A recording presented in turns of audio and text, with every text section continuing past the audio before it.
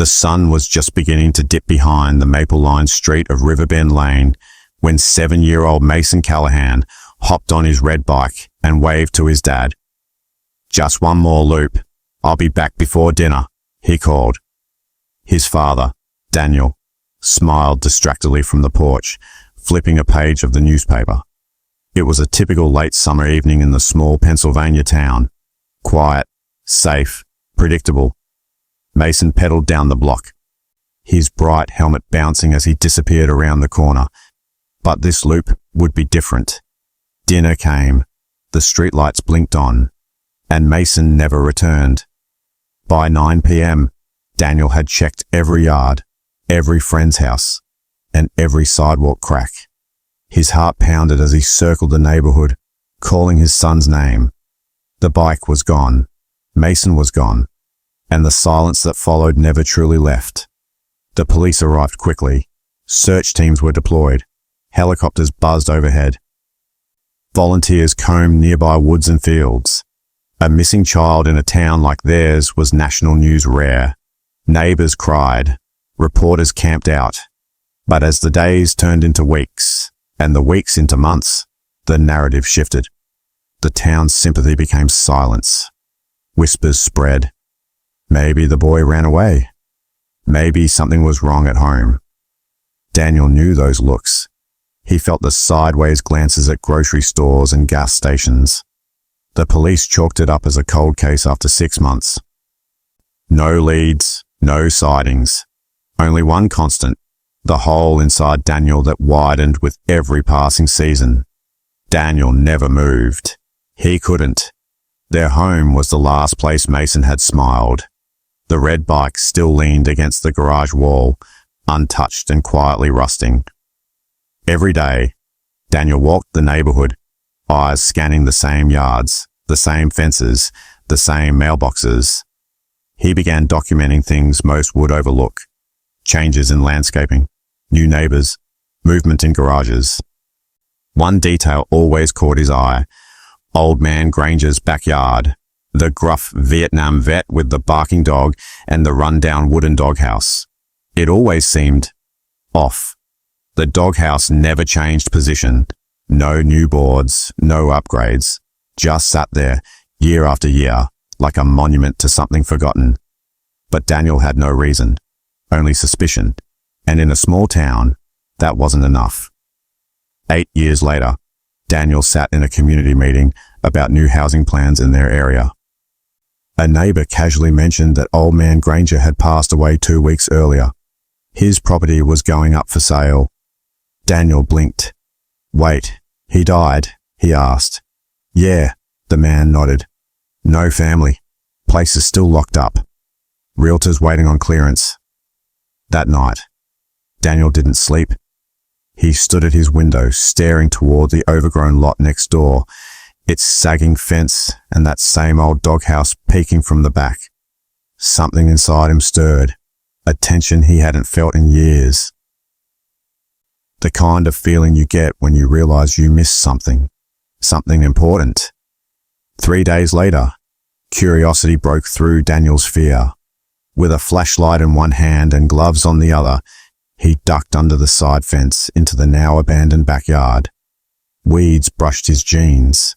The air smelled like wet wood and rust. He approached the doghouse slowly, heart hammering. Up close, it looked older than he remembered. Mold traced the sides. The roof sagged. But then he noticed something new, or rather, something hidden. A faint outline around the base. He knelt, brushing away dirt and leaves. A seam, not part of the doghouse itself, but a hatch. He froze. Then, without breathing, he whispered, "Mason." Daniel's fingers trembled as they brushed over the hidden hatch. The outline was nearly perfect, buried beneath years of dirt, weeds, and neglect. It looked handmade, precise, but not industrial, like someone built it to stay hidden. He tried lifting it. Nothing moved. He looked around, then pried a flathead screwdriver from his back pocket and wedged it into the seam. With a groan, the panel gave way slightly, sending a sharp crack through the still air. Daniel's heart pounded so loudly he could hear it in his ears. With one final pull, the hatch lifted free. Beneath it, darkness, a square pit descending into black, cool air rising from below, and a ladder, wooden, hand-nailed, leading into the unknown. His stomach dropped. There it was, proof that someone had been hiding something all these years.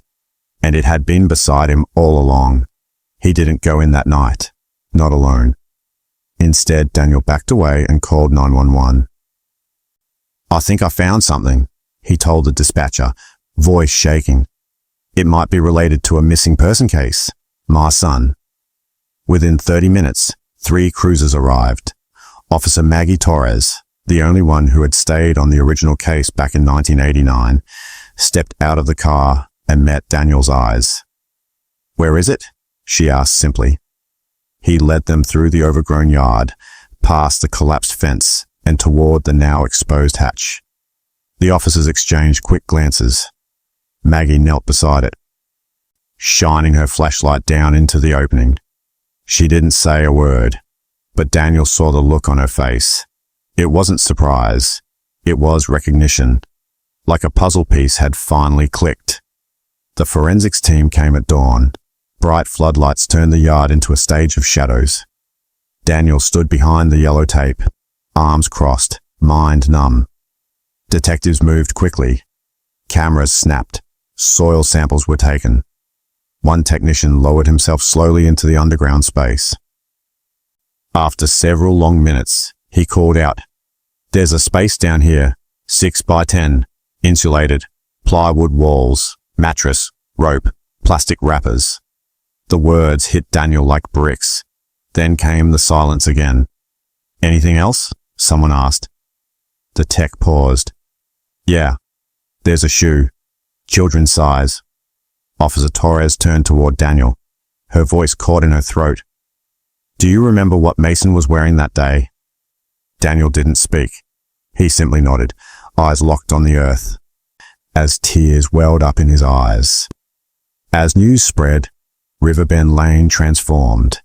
Neighbors stared from their porches. Reporters reappeared.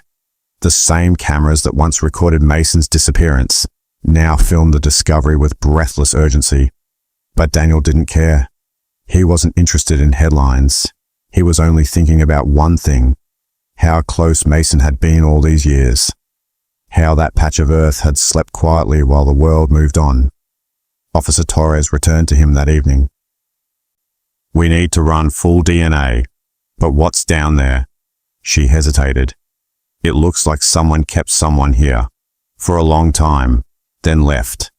Daniel gripped the porch railing. "You think Mason was alive?" She nodded slowly. "Longer than anyone believed." That night, Daniel sat in Mason's room for the first time in years. The posters on the wall were faded, the books untouched. Dust floated in the light from the hall. He stared at the Lego set, still frozen mid-build on the shelf. "I'm sorry," he whispered, voice breaking. "I should have looked harder. I should have known." His hand shook as he picked up a small action figure from the dresser, one Mason never went anywhere without. In the dark, Daniel made a vow. He would not rest again, not until he knew everything. Who did this? Why it happened? And whether his son had ever looked up through that trapdoor, hoping someone might come. The next morning, the forensic team revealed their initial findings. The underground space was not just a hiding place. It was a constructed holding cell. The plywood walls had been reinforced. A thin layer of insulation lined the ceiling, muffling sound. On the shelf, a cracked flashlight, moldy snack wrappers, old comic books. Officer Torres stood in the yard with Daniel, reading from her notes. It wasn't built in a hurry. Whoever did this planned it, knew how to keep someone hidden. Quiet. Daniel's face paled. Then someone in this neighborhood had to know. Torres didn't answer. She didn't have to. Everyone had seen that backyard for years, and no one had ever questioned it. The shoe found below was confirmed to be Mason's. His name was written in faded ink on the inside tongue, DNA from hair strands also matched, but there was something else. Strands from another child, female, aged approximately 7 to 9. That changed everything. "You think there was another victim?" Daniel asked, stunned. Torres nodded. "Or someone else was taken after Mason, or before." Suddenly the mystery deepened. What had once been a story of a single missing boy had turned into something much darker, and the questions multiplied. Who was the girl? Was she still missing? And had Granger truly acted alone? Investigators obtained a warrant to search the Granger home. The inside was cluttered, but strangely organized. Hundreds of newspaper clippings, many about missing children. Photos taped to the inside of kitchen cabinets. A handwritten journal found in a locked drawer chilled even the most hardened detectives.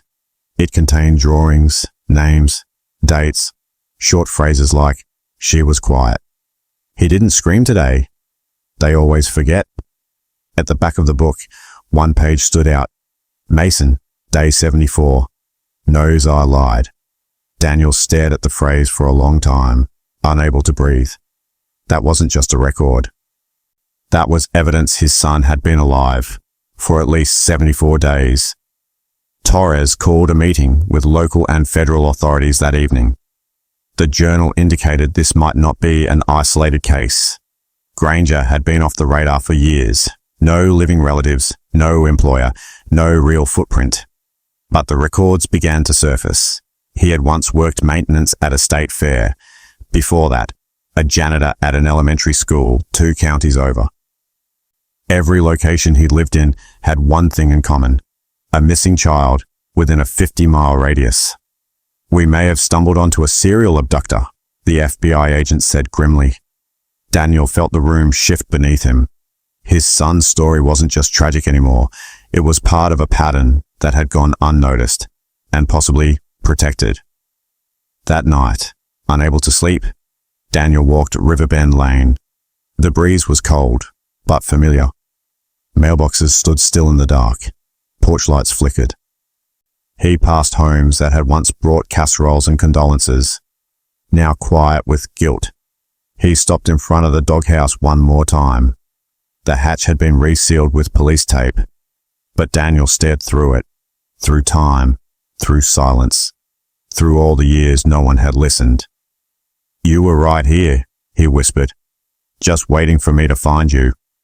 The wind didn't answer, but deep in his chest, something shifted. He wasn't chasing ghosts anymore. He was chasing the truth. The journal entries became the case's most disturbing evidence. Investigators pored over them, trying to decipher timelines, connections, and identities. Each page held a short, eerie glimpse into the mind of a man who had spent decades hiding in plain sight. "He writes like someone keeping livestock," the profiler said. "Detached, cold, but controlled." One entry, dated nearly 2 years before Mason disappeared, read, "The second one didn't last. Too loud." Another read, "Neighbors too nosy this time. Have to wait." Daniel sat with Torres and the FBI team, his stomach turning. This wasn't just about Mason. Granger had been watching, planning, choosing, and the town had unknowingly played its part by turning away. They cross-referenced names and entries with old missing children's cases in surrounding counties. One stood out: Emily Braxton, age 8, vanished from a fairground in 1983. Her photo matched one of the newspaper clippings found in Granger's kitchen. Her case was cold, never solved.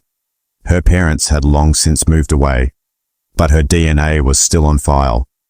Forensics compared it to the girl's hair found in the underground room. It matched. Daniel closed his eyes when he heard the result. Granger had held at least 2 children beneath that doghouse. One for weeks, one for months, maybe more, and no one had known. The town of Riverbend spiraled into chaos. The local news ran special broadcasts, community meetings filled with shouting, guilt, and grief. Parents asked why they were never told Granger had worked with children, why background checks hadn't flagged him. A few neighbors admitted they'd always felt something was off, but never wanted to stir trouble. Daniel stood in the back of a town hall meeting as Torres presented the timeline of Mason's disappearance. He watched faces change, familiar ones, people who once dropped casseroles on his porch, now turning pale as they realized their silence may have cost lives. One woman broke down sobbing. "We didn't want to believe it. We just wanted to move on." Daniel finally spoke. "And while you moved on, I kept searching." The FBI extended the investigation to other states. Granger's history was darker than expected. His movements aligned with 7 different unsolved child disappearances over 25 years. And yet, no arrests, no reports, no real trail. He was a master of slipping through systems, the agent explained. Changing jobs, lying about his name, and never leaving fingerprints. Until now. Daniel sat silently, listening. It was bigger than Mason, bigger than Granger. It was a network of failure, bureaucracies that never connected, communities that never asked, and the only reason it was unraveling now was because one father had refused to let his son become just another photo on a wall. That night, Daniel stood at Mason's bedroom door, gripping the journal in one hand. He couldn't open it again, couldn't bear to reread the twisted entries, but he knew it was necessary. There were still names to match, still children who needed to be found. He picked up a pen and started copying entries onto index cards, one by one. Every page was a child, every sentence a possible location. This wasn't just his burden anymore, it was his mission. Daniel didn't know if Mason had survived those early days, but he did know one thing. If his son's suffering could save another child, he would make damn sure the world never forgot his name again. Daniel's index cards soon filled an entire wall in his garage. Each card held a name, a date, a town, and a clue pulled from Granger's twisted journal. He cross-checked with missing persons reports, news archives, and online forums. The dots began to connect. Granger hadn't just operated locally. He'd moved in a wide, deliberate pattern across 3 states, always leaving just before someone went missing. Daniel reached out to families through social media, hesitant but driven. Some ignored him. Some replied with anger, but others, quiet, grieving parents who never got closure, thanked him. One woman in Ohio wrote, "No one has said my daughter's name in 12 years. You did. Thank you." That alone gave him fuel to keep going. Meanwhile, Officer Torres worked with the FBI to identify locations where Granger had lived or worked. In one storage unit registered under a fake name, they found a box of labeled cassettes, over 20 of them. Audio only. Some were static. Others held faint sounds. Breathing, movement, humming. One tape, marked M-Day 31, featured a child's voice reciting the alphabet, followed by a man's voice. "Good. Tomorrow we try again." Daniel listened in silence, knuckles white. "That's him," he whispered. "That's Mason." The evidence was devastating. The recordings weren't just documentation. They were trophies. Word of the discovery broke nationally. Media vans returned to Riverbend. Experts weighed in. Podcasts launched. And suddenly, Daniel was no longer just a grieving father. He was the face of a broken system. He appeared on local news, reluctantly at first, but then purposefully. "I'm not here to entertain," he told one host. "I'm here to ask why a man like that could slip through 3 school systems, 2 youth programs, and no one asked who he was." Parents everywhere began rechecking who lived on their block. Lawmakers were pressured to re-examine hiring practices. Daniel hadn't wanted the spotlight, but now that he had it, he'd burn it into action. Back in Riverbend, a group of teenagers formed a community initiative called Watchlight, a student-led effort to report suspicious behavior anonymously. Inspired by Mason's story, they worked with counselors, tech developers, and even local police. Daniel sat quietly during the first meeting, invited as a guest. One girl stood up and said, "We can't change the past, but we can make sure someone notices next time." Her words sank deep. They didn't know Mason, but they carried him forward. Daniel realized then that Mason's name wouldn't just be in police reports. It would be in every step this town took to protect its children moving forward. That night, Daniel returned to the doghouse one last time. It had been marked for demolition. Before the excavator arrived, he asked for 5 minutes alone.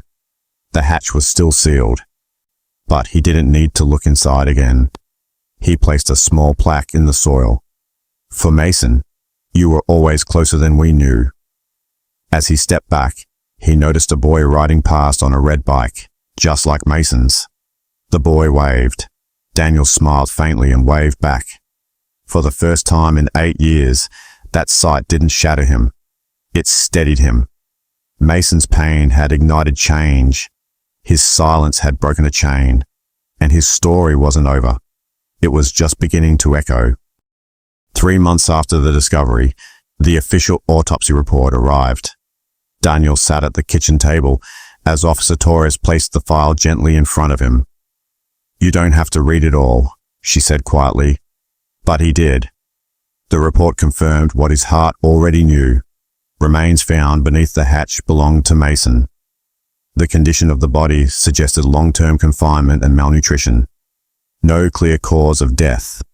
Estimated time, between 8 to 10 weeks after the day he vanished.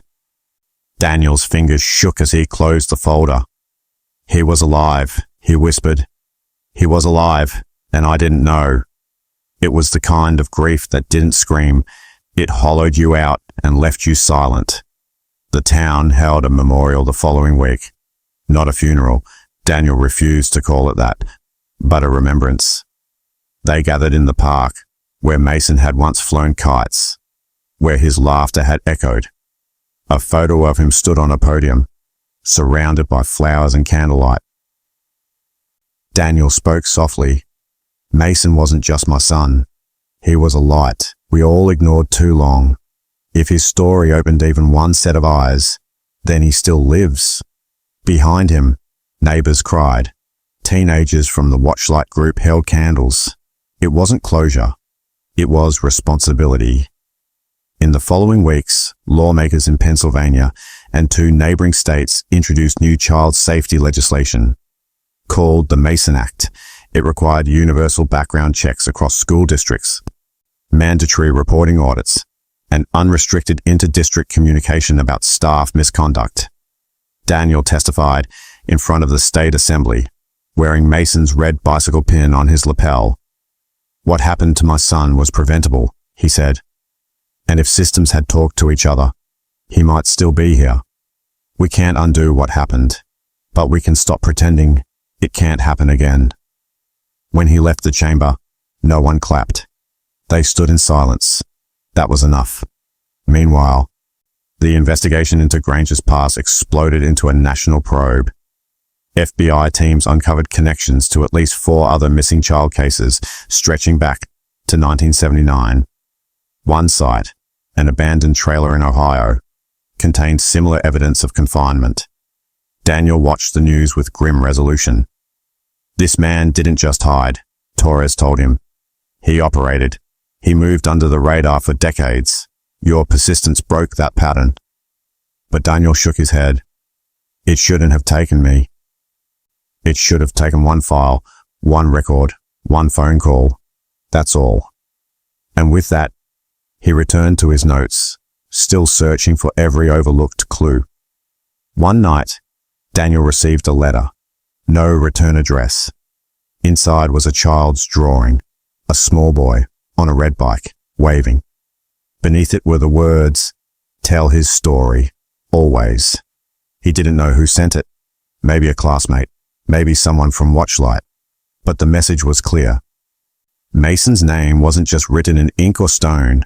It was now carried in memory, in law, in change. And Daniel knew then that grief didn't always fade. Sometimes it transformed into purpose, into fire, into something the world couldn't look away from anymore. In the months that followed the passing of the Mason Act, Daniel became something he never expected, an advocate. Not for fame, not for applause, but because there were still names on his wall, still missing kids, still parents left in silence.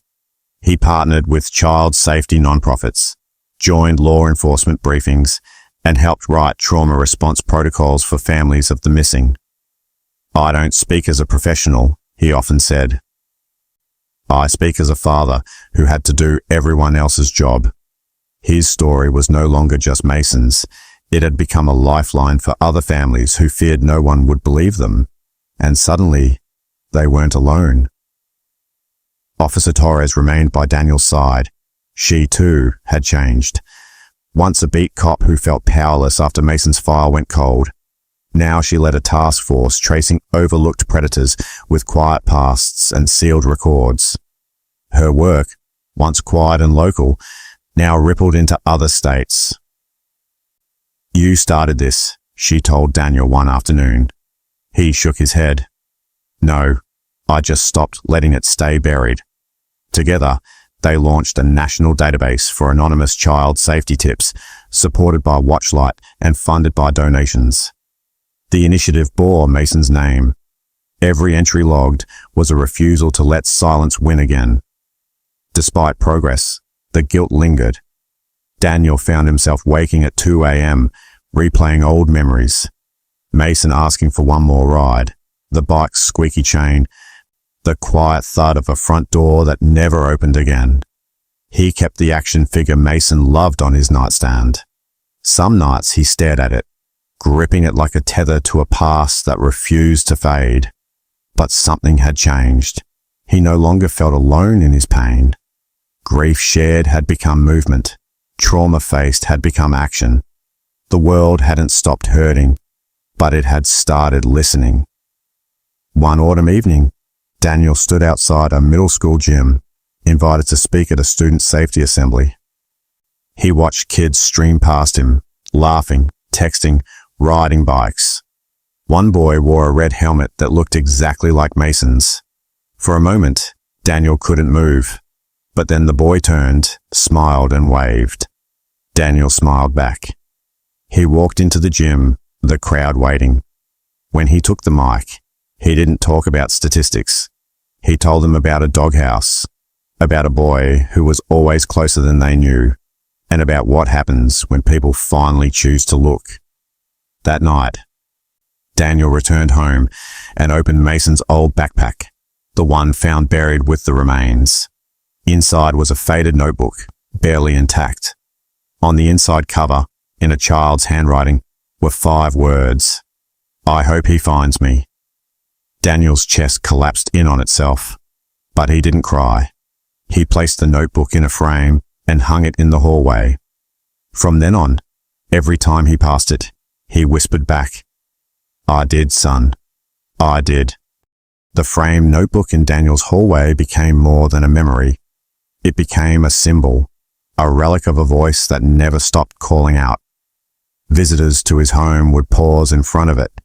Many moved to silence. Some cried. Others simply placed a hand gently on the glass. Daniel never explained it unless asked. When he did, he kept it simple. Those were his last words, even if he never got to say them out loud. And now, they lived not in despair, but in resolve. That notebook wasn't the end of Mason's story. It was the beginning of a movement. National media began covering Daniel's work regularly. He was interviewed by 60 Minutes, featured in Time, and even spoke before Congress. But fame was never the goal. He declined all book deals. "I'm not selling my son," he told one agent. "I'm making sure no one forgets him." Instead, he used his platform to spotlight other cold cases. Every month, he featured a missing child's name and face on a virtual wall he built himself, a database open to the public. People called it Mason's Map. Torres called it a revolution in visibility, but Daniel just called it unfinished. Back in Riverbend, the town had changed. The street where Mason vanished now bore a sign, Callahan Way, dedicated to every child who deserved to be found. The local school added a safety curriculum with Mason's story as a case study, taught not as tragedy, but as transformation. Children learned how to speak up. Teachers learned how to listen. One boy even reported suspicious behavior on a school bus. An adult who turned out to have falsified credentials. That single report stopped a predator before harm could be done. When Daniel heard about it, he closed his eyes and whispered, "You saved him, Mason." The Watchlight initiative expanded nationwide. What started as a few teenagers with handwritten flyers turned into a federally recognized program in over 200 school districts. Students trained other students. Hotline calls tripled. And most surprisingly, reports weren't just about strangers. They were about known adults, coaches, teachers, neighbors. Daniel read every case summary that crossed his desk.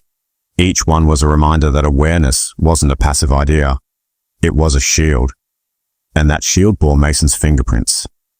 One evening, Daniel visited the site where the doghouse had once stood. It was now a small garden. Wildflowers had grown in its place, sunlight filtering through the trees in soft golden waves.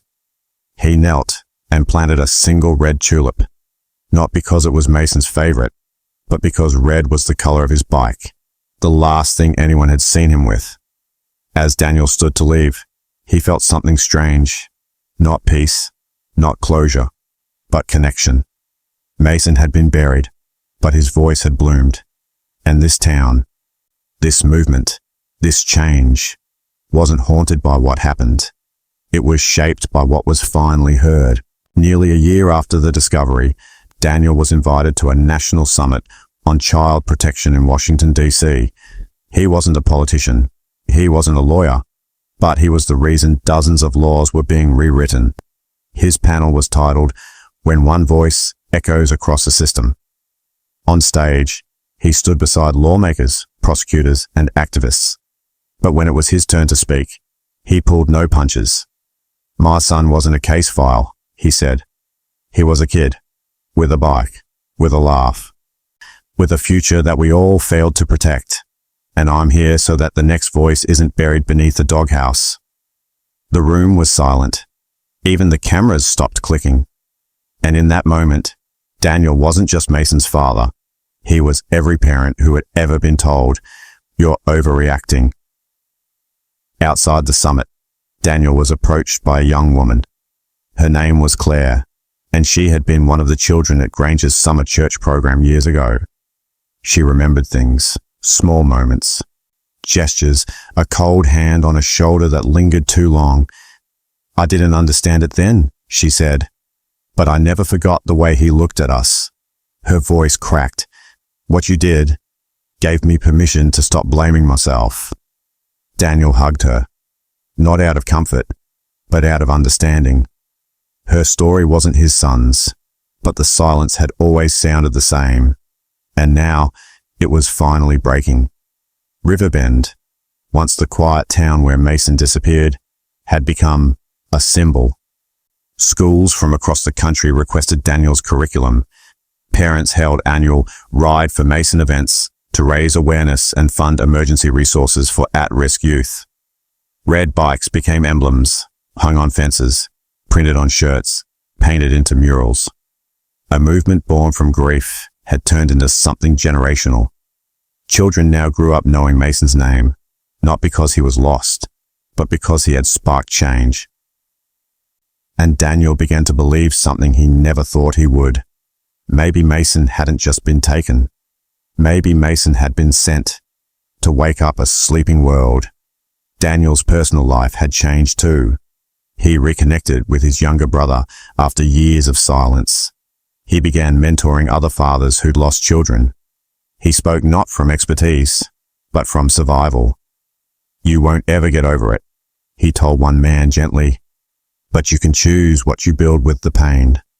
And slowly, the pain that had once ruled him became a tool, a lens to see what others missed, a fire to light dark corners others were too afraid to enter. Mason had given him that, not in life, But in legacy, one night, Daniel dreamed of Mason, not the 7-year-old boy who vanished, but an older version, riding beside him on the street. No words, just the sound of tires on pavement and wind through trees. When Daniel awoke, he sat on the porch with a cup of coffee, watching the sun rise. It looked like the same sun from the day Mason disappeared, but it felt different, warmer, brighter, like the world had shifted just enough to remember. He whispered into the light, "I still see you, kiddo." And for the first time in years, he believed, truly believed, that maybe Mason saw him too. On the 8th anniversary of Mason's disappearance, Riverbend held its first annual Day of Light. Families gathered in the school gym, each bringing a red bicycle ribbon to hang on a memorial tree. Daniel stood beside the community he once felt isolated from. Children handed out candles. The mayor gave a speech, but it was Daniel's voice that held the room still. Mason was just a boy who wanted one more ride. He didn't get it, but the rest of us did. We're riding now toward a world where silence isn't normal, where questions are asked, where children are believed the first time. His voice cracked. That's the town I always hoped to live in. Months later, Daniel finally opened the last envelope found inside Mason's buried backpack. Inside was a folded drawing, a doghouse, a ladder, and a smiling stick figure waving from the top. Written underneath in crooked block letters, "I'll be okay." Daniel sat down slowly, staring at the paper as tears blurred the lines. It wasn't a goodbye. It was a message from the dark, a promise, a declaration of faith. Even in isolation, Mason believed someone would come. And now, Daniel believed too, not in miracles, but in purpose, born from pain. The garden where the hatch once stood became a permanent memorial. School children helped plant flowers every spring, red tulips, golden daffodils, soft white daisies. A bronze plaque stood nearby, in memory of Mason Callahan, because one voice can break the silence. Visitors came from all over, some grieving, some curious, some survivors, but all left changed. The garden wasn't just sacred because of what had been found there, it was sacred because of what had grown from it. Accountability, empathy, and hope. Daniel tended it every Sunday, never missing a week. He didn't speak to the flowers, he listened. And in that silence, he felt Mason more than ever. Daniel never stopped riding. Every Saturday, he took the same route Mason once loved, down Maple Lane, around the loop, past the corner store. He wore the same red helmet Mason had once insisted he try on, just to be funny. Sometimes kids joined him, sometimes strangers. No one spoke during the ride. They just pedaled, fast enough to feel wind in their ears, slow enough to remember. Daniel didn't ride to forget what happened. He rode to remind the world that remembering is justice. And with each turn of the wheels, Mason's story rolled forward, never gone, never silent, never alone. If this story moved you, don't let it end here. Hidden justice exists to give voice to the unheard, to bring light into the darkest corners of silence. Subscribe now to uncover more real stories that demand to be seen and shared. Watch our next episode and be part of a community that believes in truth, healing, and the power of one voice. Mason's story wasn't just about what was lost. It was about what we're still fighting for. Hit subscribe, stay with us, and help ensure that no child's voice is ever buried again.